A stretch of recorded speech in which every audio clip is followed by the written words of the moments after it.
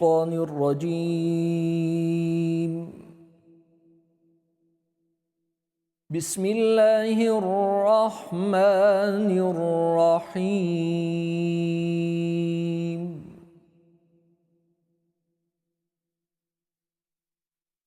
يا أيها الذين آمنوا كونوا قوامين بالقسط شهداء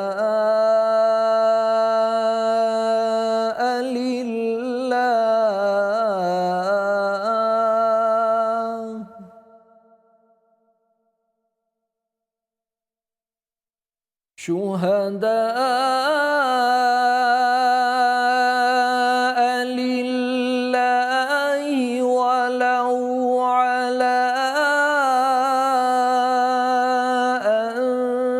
أنفسكم أو الوالدين والأقربين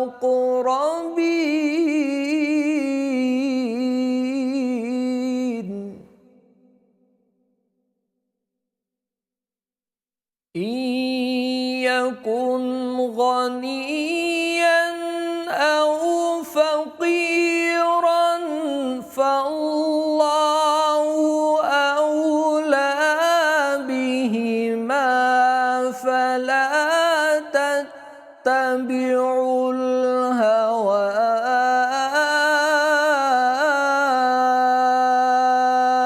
أن تعدلوا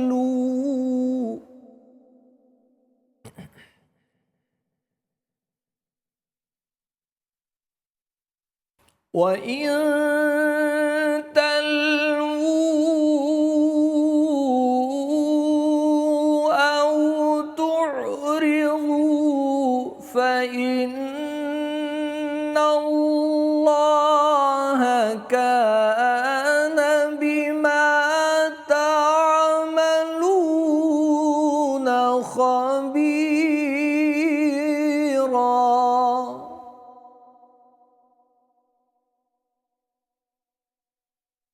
يا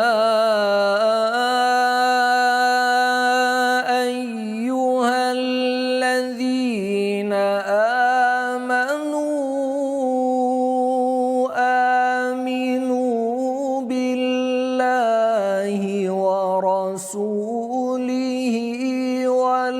والكتاب الذي نزل على رسوله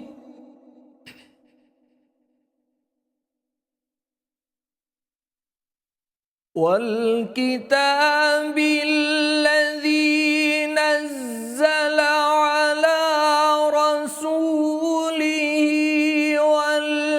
والكتاب الذي أنزل من قبل ومن يكفر بالله وملائكته وكتبه ورسله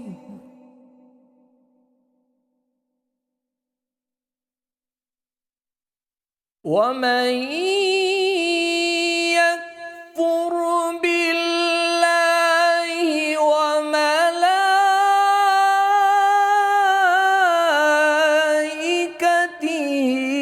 وكتبه ورسله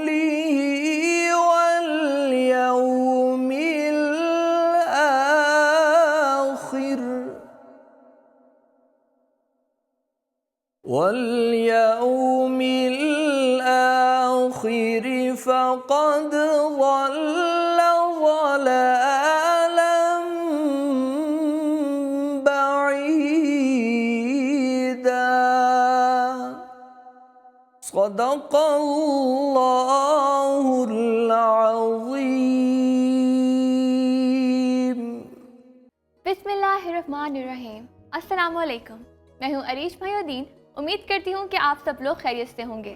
ماہ کریم میں آپ سب کو خوش آمدید۔ میرے ساتھ موجود ہیں نجم الثاقب۔ السلام علیکم، امید کرتا ہوں آپ لوگ خیریت سے ہوں گے۔ افطار کی ماہ کریم کی اس خصوصی ٹرانسمیشن میں آپ کو خوش آمدید کہتے ہیں۔ آپ کو 8واں روزہ بہت بہت مبارک ہو۔ بے زبان کو جب وہ زبان دیتا ہے، پڑھنے کو پھر وہ قرآن دیتا ہے۔ بخشنے پہ آئے جب اپنی امت کے گناہوں کو، بخشنے پر آئے جب امت کے گناہوں کو، تحفے میں گناہگاروں کو پھر وہ رمضان دیتا ہے۔ رمضان ایک اس بھٹی کی مانند ہے جس طریقے سے بھٹی میں لوہا صاف ہوتا ہے اور پھر لوہا صاف ہو کر اوزار بنتے ہیں، اور اسی طریقے سے سونے سے زیورات بنتے ہیں۔ تو رمضان بھی آتا ہے ہمارے گناہوں کو جلانے کے لیے، اور ہمیں اللہ کی بندگی کرنے کے لیے اور یہ یقین دلانے کے لیے جو تم کر رہے ہو وہ غلط ہے، خدا کی طرف واپس لوٹ آؤ۔ اور یہ صرف اور صرف ایک مہینے میں نہیں بلکہ پورا سال اللہ کی اسی طریقے سے عبادت کرو، اسی خشوع و خضوع کے ساتھ نماز ادا کرو، اسی طریقے سے زکوٰۃ دو، اور تمام تر احکامات پورے کرو جو تمہیں بھیجا گیا ہے، جو تم پر نازل کیے گئے ہیں۔ جو کسی کے ساتھ زیادتی کر کے عزت کا خواہش مند ہو تو اللہ اس سے اپنے انصاف کے ذریعے ذلت دیتا ہے۔ دو اعمال ایسے ہیں جن کا کبھی بھی ثواب تولا نہیں جائے گا، ایک انصاف کا اور دوسرا معاف کرنے کا۔ ابھی جو آپ نے تلاوت سماعت فرمائی اسے پڑھنے کی سعادت حاصل کی قاری راشد عزیز سے، اور ان آیات کا مرکزی موضوع ہے عدل و انصاف۔ بالکل، اور اسی کے ساتھ اب ہم لوگ بڑھتے ہیں نعت رسول مقبول صلی اللہ علیہ وآلہ وسلم کی طرف۔ اے رسول امی خاتم المرسلین، تجھ سا کوئی نہیں، تجھ سا کوئی نہیں۔ اے رسول امی خاتم المرسلین، تجھ سا کوئی نہیں، تجھ سا کوئی نہیں۔ ہے عقیدہ یہ اپنا باصدق و یقین، تجھ سا کوئی نہیں، تجھ سا کوئی نہیں۔ اے رسول امی، دست قدرت نے ایسا بنایا تجھے، جملہ اوصاف سے خود سجایا تجھے۔ دست قدرت نے ایسا بنایا تجھے، جملہ اوصاف سے خود سجایا تجھے۔ اے ازل کے حسین، اے ابد کے حسین، اے ازل کے حسین، اے ابد کے حسین، تجھ سا کوئی نہیں، تجھ سا کوئی نہیں۔ اے رسول امی، بزم کونین پہلے سجائی گئی، پھر تیری ذات منظر پہ لائی گئی۔ بزم کونین پہلے سجائی گئی، پھر تیری ذات منظر پہ لائی گئی۔ سید الاولین سید الآخرین،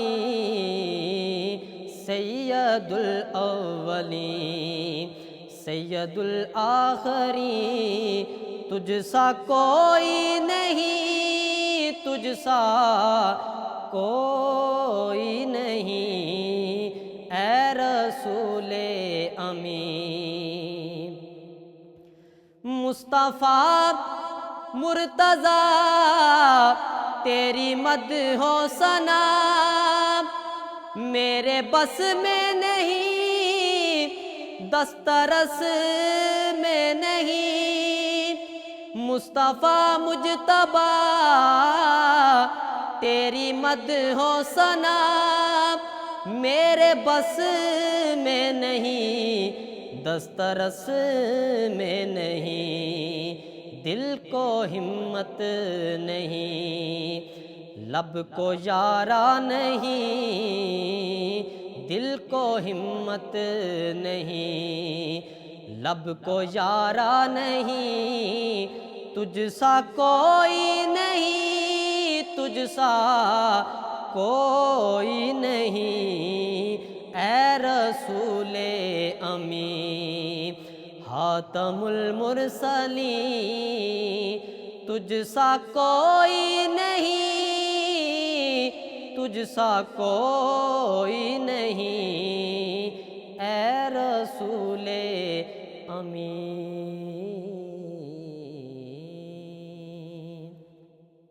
ماشاءاللہ بہت ہی خوبصورت. قرآن میں ارشاد ہے کہ بے شک اللہ عدل و انصاف کرنے والوں کو پسند کرتا ہے اور آج کا ہمارا ٹاپک بھی یہی ہے. اگر ہم لوگ بات کرتے ہیں عدل و انصاف کی یہ لفظ دونوں اکٹھے آتے ہیں لیکن ان دونوں کے مطلب میں فرق ہے. اس کو بھی آج سمجھنے کی کوشش کریں گے اور عدل و انصاف صرف حکومتی سطح پر ہم نے آج نہیں سمجھنا. ایک چھابڑی میں سبزی فروش اس کو انصاف کی کیا ضرورت ہے, عدل و انصاف ہم اپنے گھروں میں کس طریقے سے کر رہے ہیں اور پھر عریج ہم اپنے ساتھ بھی انصاف اور ناانصافی کرتے ہیں, اس کے اوپر بھی ہم لوگ نظر ڈالیں گے. اس میں کوئی شک نہیں کہ خدا کے ہاں سب برابر ہیں. خدا کے ہاں کسی بھی حسب و نسب اور کسی بھی رنگ و نسل کسی بھی جنس میں فرق نہیں ہے سوائے تقویٰ کے. تو آج ہم لوگ یہ جاننے کی کوشش کریں گے کہ کیسے عدل و انصاف سے حکومتیں بنتی ہیں, کیونکہ کہا جاتا ہے عریج کہ ایک کافر کی عادل حکومت تو چل سکتی ہے لیکن ایک مسلمان کی بغیر عدل و انصاف کی حکومت نہیں چل سکتی. اسی کے اوپر بات کریں گے. میرے ساتھ موجود ہیں خوبصورت گلدستہ جناب مفتی احسان الحق ہزاروی صاحب. السلام علیکم مفتی صاحب, بہت شکریہ. اللہ وبرکاتہ. اسی کے ساتھ تشریف فرما ہے سید حسن عباس صاحب. السلام علیکم حسن بھائی, بہت شکریہ. اور ہمارے بہت ہی پیارے متی الرحمان نفیسی صاحب. السلام علیکم متی بھائی, بہت شکریہ. بہت شکریہ. جی عریج, میرا پہلا سوال ہے مفتی صاحب سے کہ قرآن و حدیث کی روشنی میں عدل و انصاف کے بارے میں جو تعلیمات دی گئی ہیں ان پر روشنی ڈالیں. بسم اللہ الرحمن الرحیم نحمدہ ونصلی علی رسولہ الکریم. ان اللہ یأمر بالعدل والاحسان. اللہ تعالیٰ کا قرآن کریم میں یہ فرمان ہے کہ اللہ تمہیں عدل کا اور احسان کا حکم دیتا ہے. بے شک. اور ایک جگہ ارشاد باری ہے وَإِذَا حَكَمْتُمْ بَيْنَ النَّاسِ أَن تَحْكُمُوا بِالْعَدْلِ, کہ جب تم لوگوں کے درمیان فیصلے کرو تو انصاف کے ساتھ عدل کے ساتھ فیصلے کرو. اور عدل و انصاف کے ساتھ فیصلہ جو نہیں کرتے, قرآن کریم میں سورہ مائدہ کے اندر ان لوگوں کے بارے میں مختلف قسم کے الفاظ استعمال ہوئے. ایک جگہ فرمایا وَمَن لَّمْ يَحْكُم بِمَا أَنزَلَ اللَّهُ فَأُولَٰئِكَ هُمُ الْكَافِرُونَ. اور ایک جگہ فرمایا وَمَن لَّمْ يَحْكُم بِمَا أَنزَلَ اللَّهُ فَأُولَٰئِكَ هُمُ الظَّالِمُونَ. اور ایک جگہ فرمایا وَمَن لَّمْ يَحْكُم بِمَا أَنزَلَ اللَّهُ فَأُولَٰئِكَ هُمُ الْفَاسِقُونَ. قرآن اور سنت کے اندر غور کرنے سے ہمیں معلوم ہوتا ہے کہ عدل و انصاف یہ دنیا کے نظام کے قائم رہنے کے لیے ضروری ہے, اور دنیا کے نظام کو اللہ تبارک و تعالی عدل و انصاف کے مطابق ہی چلانے کا حکم دیتے ہیں. جیسے قرآن کی پہلی آیت میں نے پڑھی آپ حضرات کے سامنے کہ اللہ خود حکم دیتا ہے یأمر بالعدل, کہ تم عدل کرو, انصاف کرو اور احسان کا معاملہ کرو. عدل کیا ہے, اس کا مفہوم بڑا وسیع ہے. لغوی اعتبار سے عدل کہتے ہیں برابری کو, دو برابر حصوں میں تقسیم کرنے کو. اور اگر اس کے ہم مفہوم اور معنی کو مزید سمجھنا چاہیں تو ہم اس کی ضد سے اس معنی کو زیادہ اچھی طرح سے سمجھ سکتے ہیں. عربی میں ایک مقولہ ہے تو رفع الاشیاء بازدادہا, کہ چیزوں کو ان کے ضدوں سے پہچانا جاتا ہے.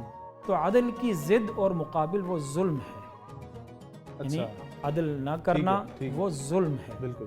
اور ظلم کیا ہے ظلم کی جو ڈیفینیشن کی گئی ہے وہ یہ ہے وضع الشیء فی غیر محلی، کہ کسی چیز کو وہاں رکھنا جو اس کی جگہ نہ ہو، کوئی کام اس طریقے سے سر انجام دینا جیسے سر انجام نہیں دینا چاہیے تھا۔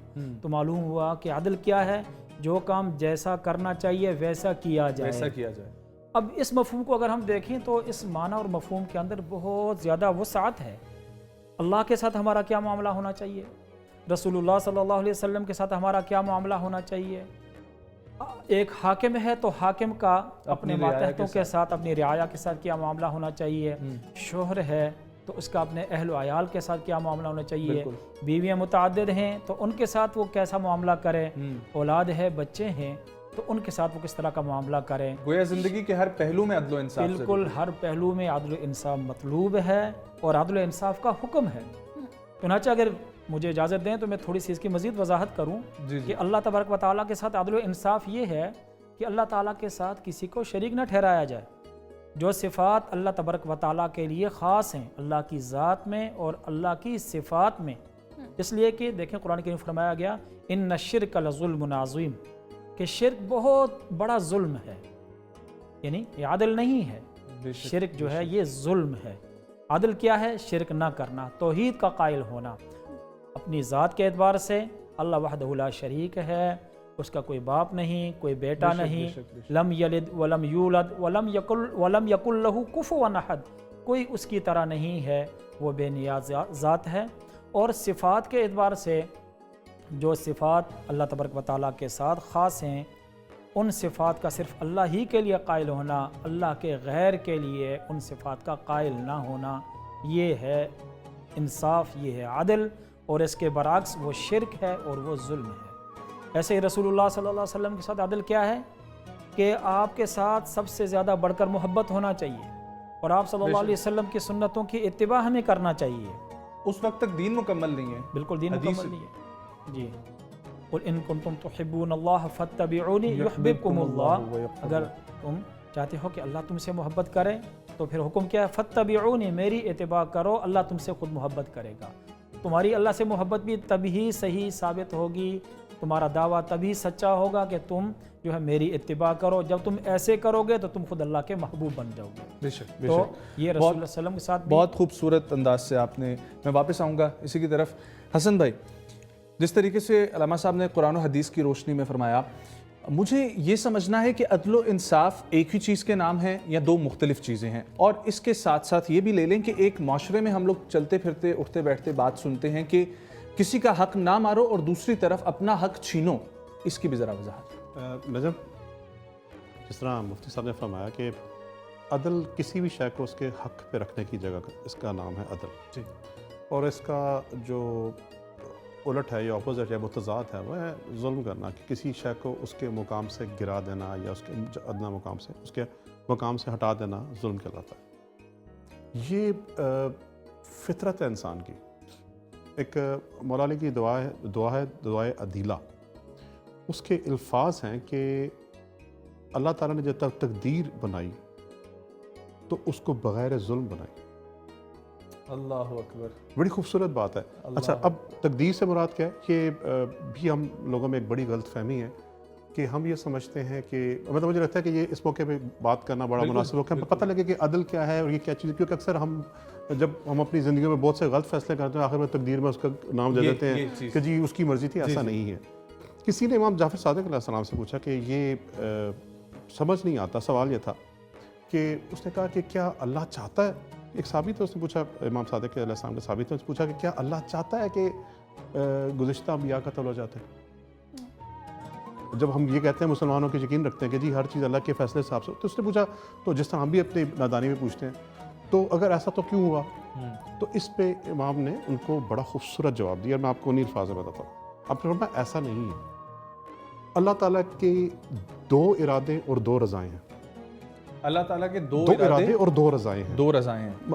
اور پھر میں جس طرح ہم سارے جائیں گے اس طرح ان سمجھانے کے لیے وہی الفاظ میں دہرا رہا ہوں۔ وہ چاہتا ہے اور نہیں ہونے دیتا، ایک اور نہیں چاہتا اور ہونے دیتا ہے۔ مثال کے طور پہ اب وہ جو سوال کرنے والا تھا پھر تھوڑا حیرت سے دیکھنا شروع کیا، آپ نے اس کو تھوڑا وضاحت کی، جس طرح ایک ممتحن ایگزامینر ہے، ایک ٹیچر ہے اسکول کا، عام الفاظ میں سمجھا، وہ چاہتا ہے کہ سب پاس ہو جائیں، رضا نمبر 1، لیکن سب کو پاس ہونے نہیں دیتا، رضا نمبر 2، اور نہیں چاہتا کہ کوئی فیل ہو، لیکن اس کو فیل ہونے دیتا ہے۔ سمجھ آ گئی بات کی؟ اب اس ٹیچر نے یہ سسٹم، یہ جو اپنی 2 رضائیں اور 2 منشائیں یا مرضیاں اپلائی کرنے کے لیے جو سسٹم بنایا ہے، وہ ہے اسکول کا ایجوکیشن سسٹم، کہ اتنے 30 گھنٹے آپ نے فلاں سبجیکٹ پڑھنا ہے، 30 گھنٹے فلاں سبجیکٹ پڑھنا ہے، 30 گھنٹے سبجیکٹ پڑھنے کے بعد آپ نے 10 گھنٹے کی ایگزام پریپریشن کرنی ہے، جس نے یہ کام کر لیا وہ پاس ہو جائے گا۔ ٹھیک ہے؟ اس استاد کے فیصلے کا نام تقدیر نہیں ہے، اس کے اس سسٹم کا نام ہے کہ یہ تقدیر ہے۔ تقدیر علم الہی کا نام ہے، تقدیر قضاء الہی کا نام نہیں ہے۔ اللہ نے حکم نہیں لگا دی کہ فلاں شخص گمراہ ہو جائے گا، اللہ نے اگر وہ یہ کرے گا وہ اس نے یہ سسٹم بنا دیا، اس سسٹم میں کوئی ظلم نہیں ہے، اس نے سسٹم ڈیوائس کر دیا کہ مثال کے طور پہ جس نے 30 نومبر سے پہلے گندم بو دی، اس کو یہ پر ہیکٹر یا پر ایکڑ اتنا پھل اس کا اناج وہ اٹھائے گا۔ تو اس نے جو بھی تقدیر بنائی وہ ہر چیز اپنے مقام پر جو اس کا حق تھا وہ رکھا۔ ٹھیک ہے؟ اس کو تھوڑا سا اور سمجھنے کے لیے ایک اور سرکار کے فرمان کی روشنی ہے کہ جب خدا نے مخلوق کو خلق کیا تو عدل سے، اور جب عطا کیا تو فضل سے۔ یہ بھی بڑی خوبصورت بات ہے۔ مثال پر فضل کیا ہے؟ پہلے 3 باتیں، ایک ظلم ہے، ایک عدل ہے، ایک فضل ہے۔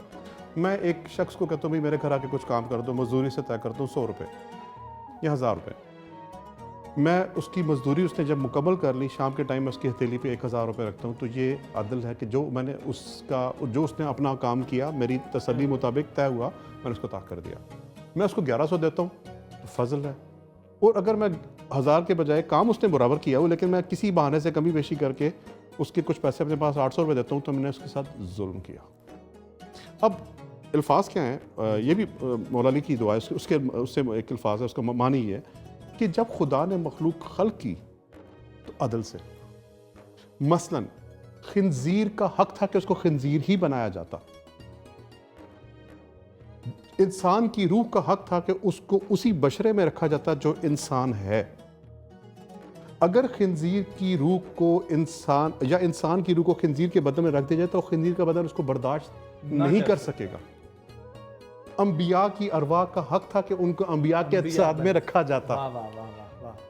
سرکار کریم کے بدن اقدس، ان کی روح اقدس کا حق تھا کہ اس کو اسی پاکیزہ بدن میں رکھا جاتا۔ تو یہ عدل ہے کہ جس ذات کا جو حق تھا عدل تھا، لیکن جب عطا کرنے کی باری آئی تو فضل سے عطا کیا، ورنہ آج کسی دوسرے اللہ کے نہ ماننے والا کو عطا نہ ہو رہا ہوتا۔ عدل کریں تا تھر تھر کمبن اونچیاں شانہ والے، فضل کرے تے بخشے جاون میں جے منہ کالے۔ تو اس کا مطلب جب اس نے عطا کیا تو جب ہم اس سے مانگیں گے تو اس کے فضل سے مانگیں گے۔ واہ واہ واہ، اللہم انی اسألک من فضلک، یا اللہ تیرے فضل سے۔ ایک اور بھی ہے اللہم انی اسألک برحمتک، یا رحمت سے طلب کریں یا فضل سے طلب کریں۔ کل ہمارا دعا کا ٹاپک تھا، ہم یہ ڈسکس کر رہے تھے اللہ سے اس کا فضل مانگو۔ فضل سے، تو فضل سے یہ فضل ہم ڈیزرو نہیں کرتے۔ Do we deserve it? نہیں۔ آپ اچھا ایک اور بات ہے، ایک اور سمجھنے کے لیے بڑی آسان سی بات ہے، میں نے آپ سے 1000 روپے ادھار لیے، ٹھیک ہے؟ بیسیکلی ہم حصی مثالوں سے سمجھ سکتے ہیں اپنی باتوں کو آسان کرنے کے لیے۔ آپ نے حسن بھائی مجھے پیسے واپس کر دیے، میں کہا ٹھیک، نجم ایک اور 1000 دیجیے، نجم ایک اور 1000 دیے، میں نے وہ 1000 رکھ کے آپ کا 1000 واپس کر دیا، تو ٹوٹل نیٹ کتنا رہا؟ 1000 کا 1000 تو ادھار رہی گیا۔ مجھے بتائیں آپ کا بدن کس نے دیا؟ اللہ نے۔ آپ کی روح کس نے دی؟ اللہ نے۔ آپ کو دین کس نے دیا؟ اللہ نے۔ آپ کو عبادات کا حکم کس نے دیا؟ اللہ نے۔ اس کی فائنل توفیق کس نے دی؟ اللہ نے۔ ہم اپنی 2% کی عبادات پہ اس سے جنت کے سودے کرتے ہیں، اسی کے ہی مانگے ہوئے سے اسے مانگ رہے ہیں۔ یہ عقلی طور پہ میری سمجھ میں تو نہیں آیا۔ ہم اس کے فضل سے مانگیں گے، یا اللہ ہم استحقاق نہیں رکھتے کہ تیری جنت میں قدم رکھ لے، ہم استحقاق نہیں رکھتے کہ تیرے ہی مانگے ہوئے کپڑے پہن کے، تیرے ہی مانگے رزق کھا کے تجھ سے سودے بازی کرے کہ اب ہمیں اپنی نمازوں کے اپنے ٹوٹے پھوٹے سجدوں کی بیسس پہ آپ اس سے نیگوشیٹ نہیں کر سکتے کہ میں حقدار ہو گیا ہوں، لیکن تو اپنے حبیب کے صدقے میں تو ہمیں وہ عطا کر جس کے ہم حقدار نہیں ہیں۔ یہی سے لفظ شفا ہے۔ شفا کہتے ہیں، آپ نے دیکھا زمینوں کی پراپرٹیز پہ جب وہ کوئی بندہ بیچنے لگے تو 7 والا اس پہ دعویٰ کر دیتا ہے کہ حق شفا کہتے ہیں کہ جب تک بیچ نہیں سکتا، تو کچھ ہم پہ سرکار حق شفا امت کا بھی رکھتے ہیں کہ جب کوئی ہم جیسے گناہگار جہنم میں جانے لگے تو سرکار اپنا حق شفا استعمال کر کے اپنی رحمت کا کہ نہیں سرکار میری امت ہے یا اللہ اس کو چھوڑ دیجیے گا, اسی لیے یہاں سے لفظ شفاعت ہے. اللہ اکبر اللہ. تو اس کا مطلب کہ جب ہم تو ایک انڈرسٹینڈنگ کی ضروری, اسی لیے جب کبھی آپ اللہ سے مانگیں اس کا فضل مانگیں اور ہاں بے شمار عریج ہماری پاکستان میں بے شمار لوگوں میں ان کو ایک بڑے ذہنی اس سے چھٹکارا دینا چاہتا ہوں. ہم اپنے آپ کو باڈی شیمنگ کر رہے ہوتے ہیں, میری ناک ایسی ہے, میرے لپس ایسے ہیں, میرے بال کیسے نہیں ہیں. آپ اللہ کی جو اس نے آپ کو بنا دیے عدل سے, اس پہ زیادہ انگلا سازی وہ کیا کہتے ہیں نکتہ چینی یا وہ نہ کریں, انگلی نہ اٹھائیں. آپ اور اس کی تقدیر پر راضی ہو جائیں گے, آپ کے لیے فضل کے دروازے کھل جائیں گے. اللہ. جب تک ہم اس تقدیر سے لڑتے رہیں گے, بے شمار ایسی خواتین ہیں کاش میں لڑکا بنی ہوتی. آپ اپنے جینڈر ڈیسیجن سے اور آپ جس مسئلے کو رکے رہیں گے نا, آپ لائف ٹائم, لوگ سفید بال ہو جاتے ہیں, قبر میں چلی جائیں گی خواتین وہ, یا بوڑھے لوگ, وہ ابھی تک اس ڈیسیجن سے آگے نہیں بڑھ سکیں گے, ساری لائف ٹائم اسی میں الجھے رہیں گے. اور اسی طریقے سے اللہ نے جو عطا کیا ہے اس پر بھی خوش نہیں ہے, اور اگر آپ خوش ہیں تو پھر کمال بات ہے. تو اگر ایک دفعہ جب ایکسیپٹ کر لیتے ہیں, وہ پولو کہتا ہے نا کہ something we accept we transcend, جس چیز کو ہم تسلیم کر لیتے ہیں اس سے آگے گزر جاتے ہیں. تو تسلیم کر لیں, اس سے آگے گزر جائیں. زندگی میں اور بڑے مرحلے اپنے جنڈر سے ڈر لڑنے کے لیے, اسے کرنے کے لیے. بہت ہی خوبصورت طریقے سے حسن بھائی آپ نے سمجھایا. متی بھائی, گفتگو چل رہی ہے اور گفتگو میں آپ کا ایک کلام ہے عدل و انصاف کے حوالے سے, رواداری کے حوالے سے, تو وہ اگر وہیں سے آپ آغاز کریں اور پھر گفتگو میں بھی جو آپ کہنا چاہیں. نجم, پہلے تو مفتی صاحب قبلہ کی جو باتیں اور حسن صاحب کی جو باتیں ان کو تھوڑا سا نیچر کی طرف لے کے جانا چاہوں گا. پھر میں آپ کو کلام سناتا ہوں, چونکہ ہمارا سبجیکٹ ہے. کیا آپ دیکھیں کہ سورج اللہ کی مخلوق روشنی جب دیتی ہے تو جس طرح مسلمان پہ پڑتی ہے اسی طرح کافر کے گھر میں پڑتی ہے. بالکل. تو عدل و انصاف کا معیار فطرت بھی ہمیں سکھا رہی ہے.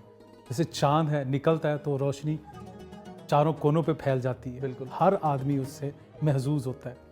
تو یہ فطرت کا بھی تقاضا ہے کہ عدل و انصاف کو ملحوظ خاطر رکھا جائے. ایک عام ذہن کے لیے یہ کافی ہے کہ آپ دیکھیں کہ سورج جس طرح روشنی سب کو دے رہا ہے, ستارے جس طرح روشنی, چاند جس طرح روشنی سب کو دے رہا ہے, تو عدل و انصاف کا معیار ہمیشہ اسی طرح رہنا چاہیے. وہ جو آپ نے نظم کہی وہ یوں تھی کہ رہبر راہ یقین کچھ بھی تو ہم تیرے نہیں, صلی اللہ علیہ وآلہ وسلم. رہبر راہ یقین کچھ بھی تو ہم تیرے نہیں, کچھ بھی تو ہم تیرے نہیں, ہم جو زوم رہبری میں کارواں کو لوٹ لیں. درس تیرا لیس للانسان الا ما سعی, اور ہم تو فصل پکنے پر کساں کو لوٹ لیں. تیرے نقش پاک کی تقلید کیسے ہم کریں, گرچہ اپنی ذات تیرے نام سے منسوب ہے. یوں تو تیری ہی عطا ہیں منصفی کے ضابطے, پر ہمیں خوشنودی حاکم بہت مطلوب ہے. تو نے کیوں اس شخص کو محروم جنت کہہ دیا, تو نے کیوں اس شخص کو محروم جنت کہہ دیا, جس کے ہمسائے کبھی فاقہ کشی میں سو گئے. ایک ہمسایہ تو کیا اے رحمت للعالمین, ہم تو تا حد نظر فاقوں کی فصلیں بو گئے. تو محبت کا پیمبر, تو وفاؤں کا امین, تو محبت کا پیمبر, تو محبت کا پیمبر, تو وفاؤں کا امین. باعث تخلیق عالم درد مند عالمی, تیری امت کا مگر پیشہ فقط جبر و ریا. جیسے طائف کے ستمگر, جیسے کوفے کے مکین, اور اے غریبوں کے نبی سن جو ہمارا بس چلے. اے غریبوں کے نبی سن جو ہمارا بس چلے. بے امان لوگوں کے سر سے آسماں کو کھینچ لیں. تو نے فرمایا تھا حق گوئی میرا دستور ہے, اور ہم جو سچ کہے اس کی زبان کو کھینچ لیں. ہم ریا پیشہ جو سچی بات کہہ سکتے نہیں, لاکھ چاہیں بھی तो तेरी नात कह सकते नहीं। क्या बात। सुभान अल्लाह, बहुत खूब मती भाई, सलामत रहें, खुश रहें। इसी के साथ बढ़ेंगे ब्रेक की तरफ, कहीं मत जाइएगा। गुफ्तगू का सिलसिला जहाँ से मुनक़ता हो रहा है वहीं से आगे बढ़ाएंगे, हमारे साथ रहें।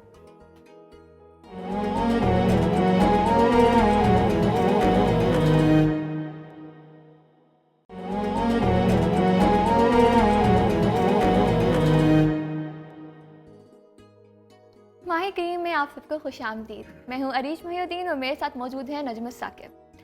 हम अपनी गुफ्तगू का सिलसिला जारी रखते हैं और बढ़ते हैं अपने अगले सवाल की जानिब। मेरा सवाल है आपसे सर कि हम दफ्तरी और घरेलू मामलात में कैसे अदल इंसाफ कर सकते हैं? क्या हमारा किसी ओहदे पे फाइज होना या फिर अपने घर का सरबराह होना ज़रूरी है? बिल्कुल भी नहीं, लाजिम नहीं है कि हम किसी ओहदे पे किसी सबसे अदल कहाँ से स्टार्ट होगा? घर से। अदल का आगाज आपका अपनी ज़ात से स्टार्ट होगा सबसे पहले। घर पे भी नहीं, बच्चों पे भी नहीं, बीवी पे भी नहीं। आपका अदल आपके साथ, अपनी ज़ात के साथ स्टार्ट है, मिसाल के तौर पे। और अदल का बहुत गहरा ताल्लुक है बैलेंस के साथ, ठीक है। हमारा चूँकि उन्वान मोहब्बत नहीं है, मोहब्बत के 4 बुनियादी पिलर्स कह लें या उनके पाए कह लें, उनमें से एक है बैलेंसिंग या तवाज़ुन। और अदल तवाज़ुन के बगैर मुमकिन नहीं है बैलेंसिंग। मिसाल के तौर पे आप अपनी ज़ात से अदल कैसे करेंगे? आपकी ज़ात के 4 पहलू हैं। बदन का अदल ये है कि आप इसको प्रॉपर ग़िज़ा खिलाएं और कुछ मुशक्क़त, कुछ एक्सरसाइज के साथ हो। अच्छा, अगर आप ये नहीं करते, मुशक्क़त हो, आप इसके साथ ये नहीं करते, आप इसके साथ जुल्म कर रहे हैं, ठीक है। बदन। अच्छा, दूसरा आपका है पहलू ज़हन। ज़हन के साथ अदल ये है कि आप उसको मसरूफ़ रखें फ़िक्र में, किसी ना किसी मामले में फ़िक्र करें। ये वाली मामले में फ़िक्र नहीं कि मेरी इंक्रीमेंट क्यों नहीं लग रहा या मुझे उसने आसान। जी बिल्कुल, बल्कि सर एक इस पर किबला तायद फरमाएंगे कि सरकार ने फरमाया कि वो शख्स हम में से नहीं जो कि अपनी उम्मत के मामले में फ़िक्र ना करे। जिसका मतलब कि एक गौर, तफक्कुर, प्रोसेस ऑफ थॉट। आपका जहन सोचने के लिए दिया गया ना हमें। और इसके बरक्स मीडिया में क्या सिखाता है? आपने अक्सर टीवी ड्रामा देखा है, वो लड़का लड़की को या वो वाइस वर्सा को कहता है, एक तो तुम सोचती बहुत हो। हाँ भाई हम इंसान है, गाय भैंस तो नहीं कि हम सोचेंगे नहीं, है ना इंसान, इसलिए तो हमें जो चीज़ मुमताज़ करती है जानवरों से वो फ़िक्र है। फ़िक्र है, ठीक है, वो एक अलग बात है, उसमें भी तवाज़ुन है। तो दूसरी बात आ गई फ़िक्र। फिर हमारे पास आ गया नफ्स। तो नफ्स के साथ भी आपने अदल करना है। और नफ्स को जब भी आप अदल करेंगे, उसका अदल है उसको मुशक्क़त उस पर डालना, आप समझ लें, उस इबादत में रियाज़त पर डालना, उसके साथ अदल ये है। और चौथी चीज़ रहेगी रूह। तो रूह का जो अदल है या रूह के साथ इंसाफ ये है कि उसको ज़िक्र मोहम्मद आले मोहम्मद में मशगूल किया जाए। उसकी ग़िज़ा ये है। कुछ लोग कहते हैं मौसीकी रूह की ग़िज़ा हो सकता हो उनके लिए, तो मेरे लिए लगता है कि ज़िक्र जो है वो रूह की ग़िज़ा है। ज़िक्र इन 4 चीज़ों के लिए जब आप इनको पैरेलल रखेंगे, ये 4 चीज़ें मिलकर इंसान बनेंगी। इनमें से कोई एक हटा दें, आपका बैलेंस ऑफ है। और ऐसा नहीं हो सकता कि अब husband who has got a quarrel at his home, घर में जो लड़ाई हुई है वो उसके ऑफिस में भी रिफ्लेक्ट करेगी। और ऑफिस पे उसकी डिप्रेशन है या ऑफिस पे उसको नोटिस आए कोई ऐसी मसला है या शो कॉज है, वो घर पे भी रिफ्लेक्ट करेगा। हम अलग अलग शख्सियतों में बटे नहीं है। अगर किसी बंदे को डायबिटीज़ हो गई हुई है तो ऑफिस में अपनी 100% एनर्जीज नहीं दे सकेगा। इसका मतलब है कि जिस्म, रूह, नफ्स और बदन, इन सब चीज़ों का आपको एक तो आपका सबसे पहला अदल आपकी अपनी ज़ात से शुरू होगा। बेशक। उसके बाद आपकी अपनी फैमिली। और यही तवाज़ुन का असूल याद रखिएगा। आपने अपने वाइफ और माँ में भी तवाज़ुन करना है, बैलेंसिंग करनी है। आपको उनके हकूक़ भी पता होने चाहिए। मुझे लगता है कि वो वक्त आ गया है कि हमें अपने बच्चों और बच्चियों को ना वो लिस्ट पढ़ानी चाहिए कि आपके ये हकूक़ हैं और ये फ़राइज़ हैं, लेकिन उनसे पहले आपको फ़राइज़ की लिस्ट पहले देनी चाहिए। तो आपकी वो अदल भी मौजूद है। माँ का क्या रुतबा है, बीवी का क्या है। लोग बड़ी अजीब सी बात करते हैं, सबसे पहले उसके कान में कहते हैं स्वागरात में कि जी मेरी बीवी की खिदमत करनी है। भाई शरीयत ने आपको ऐसा नहीं कहा। आप अपनी माँ की खुद, आप अपनी अम्मा की खुद खिदमत करें, अपनी बीवी को फोर्स ना करें, उस पर फ़र्ज़ नहीं है। लेकिन on the other vice versa, वो बहुत सी बातें उस पर भी मौजूद हैं। तो एक basically the element is तवाज़ुन and balancing. और उस तवाज़ुन को जो चीज़ चलाएगी वो मोहब्बत है। अच्छा, मोहब्बत के अलावा आप तवाज़ुन नहीं कर सकते। हम कभी बाद में बात करेंगे, अभी टॉपिक्स निकल जाएंगे, बहुत वसी आ जाता है, तो बात से बात तो हमने उस तक ही महदूद रहना है। लेकिन तवाज़ुन के पीछे जो इंजन है, जो एनर्जी है, वो मोहब्बत है। वो जो बाज़ औक़ात ऐसे होता है, शायर को ये आपने कलाम किसका पढ़ा था बती भाई? ये फिरदौसी का कमाल कलाम था जो आपने पढ़ा। जी। तो ये दफ़ा ऐसा होता है कि अल्लाह ताला शायर से कुछ ऐसी ज़ुबान से बात कर देता है जिसको खुद भी उसकी गहराई का उतना इदराक नहीं होता। वो क्या थे मोहब्बत के पैगंबर वाली बात थी। محبت کا کیا بات ہے، کیا بات ہے، وہ واقعی میں آپ کیا بات یہ اس پہ انشاءاللہ کبھی آگے کسی ٹائم ملا تو ہوگا، ہم بات بالکل کریں گے اس کے بالکل. اوپر. میں مفتی صاحب آپ کی طرف آؤں گا. آپ جس طریقے سے فرما رہے تھے تھوڑی اور ڈیٹیل میں جاننا چاہیں گے ہم لوگ عدل و انصاف کے حوالے سے. جی بات یہی ہو رہی تھی کہ عدل کی کئی صورتیں ہیں. عدل اللہ کے ساتھ کیا ہے، رسول اللہ صلی اللہ علیہ وسلم کے ساتھ کیا ہے، اپنے ساتھ کیا ہے. جیسے حسن صاحب ابھی فرما رہے تھے کہ اپنی ذات سے عدل شروع بلکہ ہوتا ہے. قبلہ حدیث بھی ہے اس کی تائید فرمائیے گا کہ غصے میں کوئی بھی فیصلہ مت لو کیونکہ اس وقت جو ہے تم اپنے ساتھ ناانصافی کرو گے. بالکل. تو جو ہے اپنی ذات کے ساتھ بھی عادل ہے. اور حضرت عبداللہ ابن عمر رضی اللہ تعالی عنہ وہ یہ چاہ رہے تھے کہ میں بہت زیادہ عبادت کروں اور بہت کثرت سے عبادت کرتے بھی تھے. تو آپ صلی اللہ علیہ وسلم نے ان کی اصلاح فرمائی اور آپ صلی اللہ علیہ وسلم نے ان کو یہ فرمایا تھا ان لنفسک علیک حق و ان لعینک علیک حق و ان لجسدک علیک حق و ایک روایت میں آتا ہے و ان لزورک علیک حق کہ تمہارے جسم کا بھی تم پر حق ہے، تمہارے نفس کا تم پر حق ہے، اور تمہاری آنکھ کا تم پر حق ہے، اور تمہارے مہمان کا بھی تم پر حق ہے. تو اپنے ساتھ پہ عدل ہے کہ انسان اپنے جسم کا خیال کرے، اس کے لیے آرام کا راحت کا خیال کرے، اپنے نفس کا خیال کرے اور اپنی آنکھ کا خیال کرے، یعنی جو اس کو نیند کرنا چاہیے، آرام کرنا چاہیے وہ آرام کرے. اور اسی طریقے سے مہمان کا بھی حق ہے کہ مہمان کا بھی خیال کرے. تو یہ تو انسان کا اپنی ذات کے ساتھ عدل ہوا، اپنے مہمان کے ساتھ عدل ہوا. ایسے ہی عدل جو ہے وہ اپنی بیویوں کے اندر بھی لازم ہے. بالخصوص یہ جو بات ہے کہ بیویوں کے عدل و انصاف، اس حوالے سے ہمیں معاشرے کو آگاہی دینا چاہیے اور اس بات کو سمجھنا چاہیے بے شک بے شک. کہ عدل و انصاف کس قدر ضروری ہے. رسول اللہ صلی اللہ علیہ وسلم نے اس کا خود کتنا اہتمام کیا اور امت کو کس طریقے سے اس کے بارے میں آپ نے تعلیم دی. بے شک. چنانچہ رسول اللہ صلی اللہ علیہ وسلم کی ایک روایت ہے، آپ فرماتے ہیں اپنی بیویوں سے متعلق اللہ تعالیٰ سے مخاطب ہو کر فرماتے ہیں کہ اللہم ھذا قسمی فیما املک فلا تلمنی فیما تملک ولا املک. یا اللہ یہ میری تقسیم ہے جس پہ میں قادر ہوں، جو میری طاقت میں ہے، لیکن یا اللہ میرا مواخذہ وہاں نہ کرنا جس کی طاقت تیرے پاس ہے، میرے پاس اس کی طاقت نہیں ہے. سبحان اللہ، ماشاء اللہ. وہ کیا ہے؟ بہت خوبصورت بات. چنانچہ اگر متعدد بیویاں ہوں تو ان کے اندر عدل و انصاف کیسے کیا جائے گا؟ رسول اللہ صلی اللہ علیہ وسلم سے بڑا کوئی منصف نہیں ہو سکتا، آپ سے بڑا کوئی عادل نہیں ہو سکتا. اللہ کا ایک نام عادل بھی ہے اور رسول اللہ علیہ وسلم کے ناموں میں سے بھی ایک نام عادل آتا ہے. تو آپ صلی اللہ علیہ وسلم سے بڑا کوئی عادل نہیں ہو سکتا. آپ صلی اللہ علیہ وسلم نے اپنی بیویوں کے درمیان عادل کیا، لیکن اس کے باوجود رسول اللہ علیہ وسلم کیا فرما رہے ہیں کہ یا اللہ جو میری طاقت میں ہے میں تو عادل کر رہا ہوں، لیکن جو میری طاقت میں نہیں ہے اس میں میرا مواخذہ نہ فرمائیے. تو وہ کیا عادل ہے، یہ بات سمجھنے کی ضرورت ہے. میں تھوڑا سا اس بات کو سمجھانے کی کوشش کرتا ہوں. جی جی. بیوی کے درمیان عدل جو ہے وہ ظاہری امور میں ہے. ٹھیک ہے. جیسے ان کو رہائش دینے میں انصاف کرنا، برابری کرنا، ان کو لباس میں انصاف دینا، اسی طریقے سے کھانے پینے میں، اسی طریقے سے شب باشی میں، جتنی ظاہری چیزیں ہیں ان کے اندر انصاف کرنا یہ لازم ہے. ٹھیک ہے. لیکن بعض اوقات ایسے ہوتا ہے کہ کسی بیوی کے اندر اتنی صلاحیت ہوتی ہے اور اتنی خوبی ہوتی ہے جو کسی دوسری میں نہیں ہوتی، جس کی وجہ سے قلبی میلان اور رجحان اور محبت وہ کسی ایک کے ساتھ زیادہ ہو جاتا ہے. ٹھیک ہے. چنانچہ اللہ کے نبی صلی اللہ علیہ وسلم نے جو یہ بات فرمائی کہ یا اللہ میرا مواخذہ اس چیز میں نہ فرمانا جو میری طاقت میں نہیں. اچھا اچھا اچھا اچھا. بہت خوبصورت. چنانچہ آپ نے سنا ہوگا کہ عائشہ رضی اللہ تعالیٰ عنہا کے بارے میں آپ صلی اللہ علیہ وسلم نے جو فرمایا کہ یہ کھانوں میں ایسے جیسے کھانے میں، یہ بیوی میں ایسے جیسے کھانوں میں سرید ہوتی، یعنی مجھے سب سے زیادہ محبوب عزیز ہے. تو کسی کے ساتھ محبت زیادہ ہو سکتی ہے. بے شک. اب یہاں اسی مسئلے سے متعلق ایک بات یہ بھی سمجھنے کی کہ قرآن کریم میں تعدد ازواج، کثرت سے نکاح کی اجازت ہے. امت کے لیے 4 نکاحوں کی اجازت ہے، مثنی و ثلاث و رباع. لیکن آگے فرمایا وَإِنْ خِفْتُمْ أَلَّا تَعْدِلُوا فَوَاحِدًا. لیکن اگر تمہیں یہ اندیشہ ہے، یہ خوف ہے کہ تم انصاف نہیں کر پاؤ گے تو پھر فرمایا پھر ایک ہی پر اکتفا کرو. تمہیں اگر یہ اندیشہ ہے کہ تم ظلم میں چلے جاؤ گے، زیادتیاں کرو گے، حق بھی بتا دیا اور سمجھا بھی دیا، سب کے حقوق برابر ادا نہیں کرو گے تو پھر ایک پر اکتفا کرو. بعض لوگوں نے اس آیت کا ایک مفہوم یہ بھی لیا کہ جی بس قرآن نے کہہ دیا فواحدہ، بس ایک ہی. اور خاص طور پر دوسری جگہ آگے قرآن کریم میں جو ہے سورہ نساء کے اندر اللہ تعالیٰ کا ارشاد ہے وَلَن تَسْتَطِيعُوا أَن تَعْدِلُوا بَيْنَ النِّسَاءِ وَلَوْ حَرَصْتُمْ. کہ تمہارے اندر طاقت ہی نہیں ہے کہ تم بیویوں کے درمیان انصاف کرو. اگر تم چاہو, تمہارے اندر جو ہے تڑپ ہو, طلب ہو, حرص ہو, لیکن پھر بھی فرمایا کہ تم انصاف کر ہی نہیں سکتے.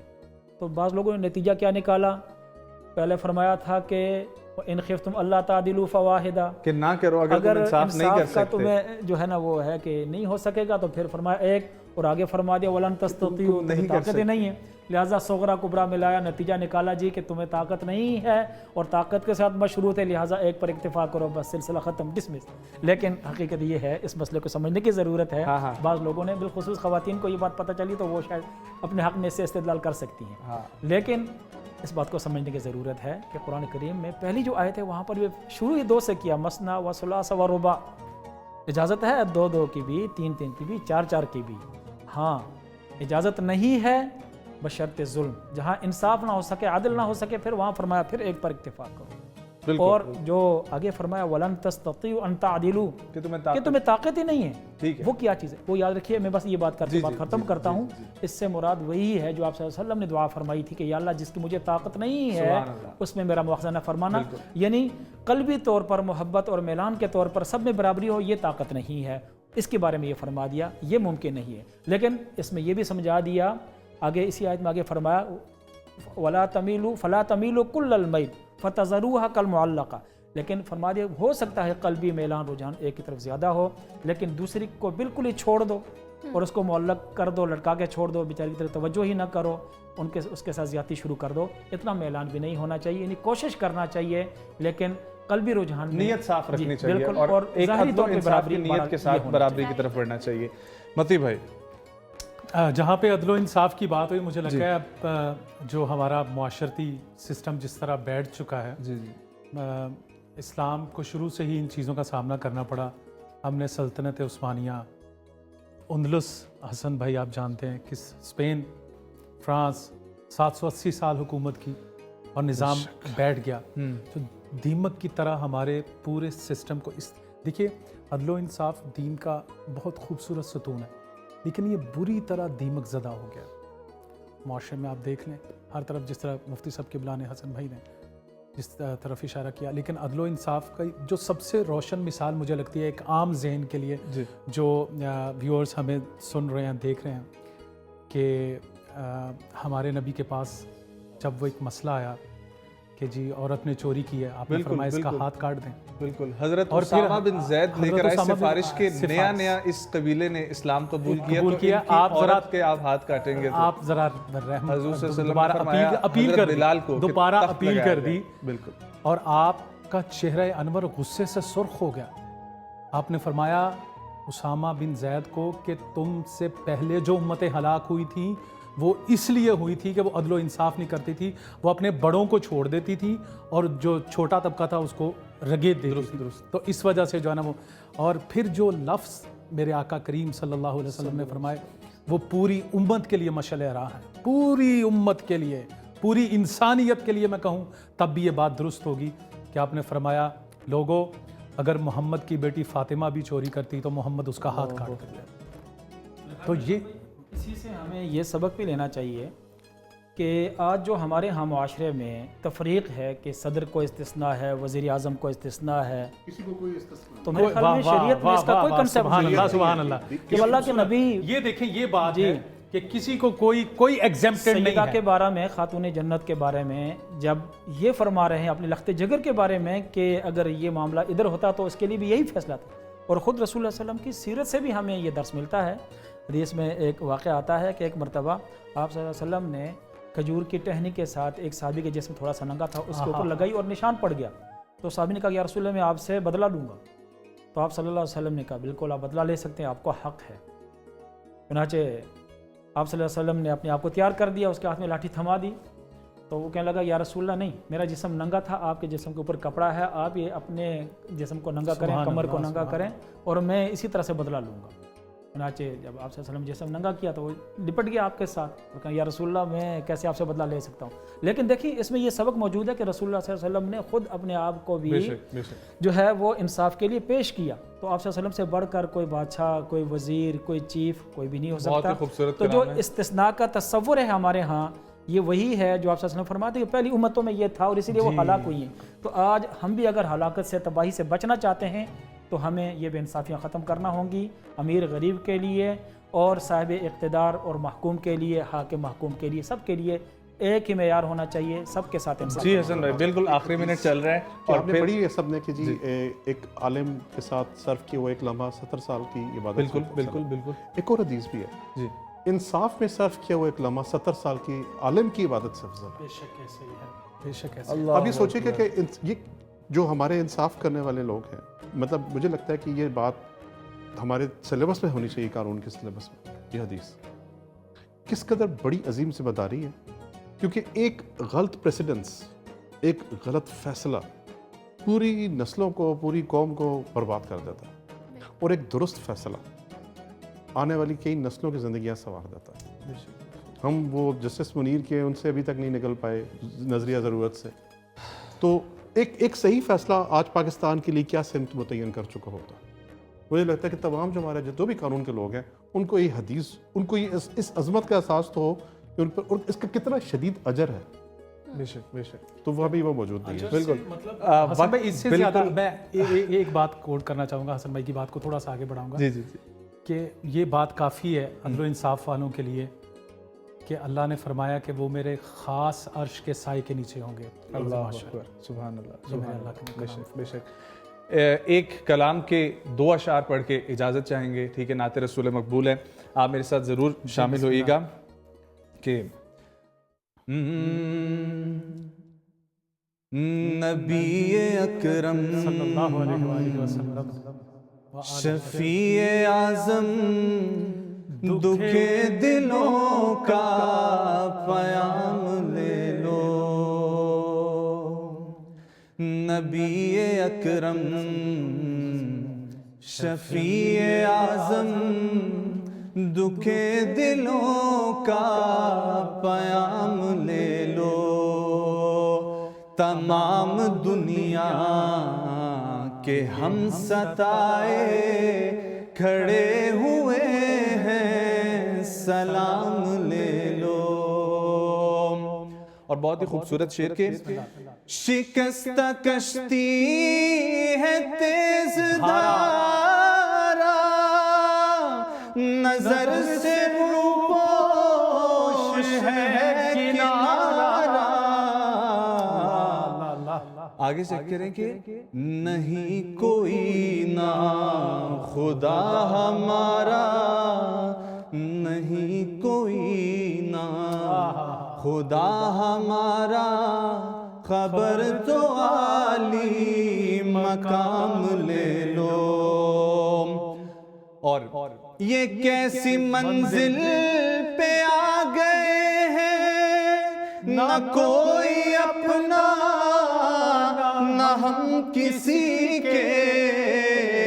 یہ کیسی منزل پہ آ گئے ہیں, نہ کوئی اپنا نہ ہم کسی کے. تم اپنے دامن میں آج آقا تمام اپنے غلام لے لو. اور آخری شعر, قدم قدم پر ہے خوف رہزن, اللہ اکبر, زمین بھی دشمن فلک بھی دشمن.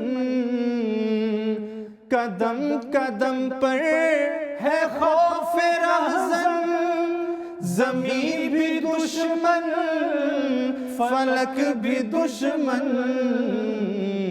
زمانہ ہم سے ہوا ہے بدزن, زمانہ ہم سے ہوا ہے بدزن.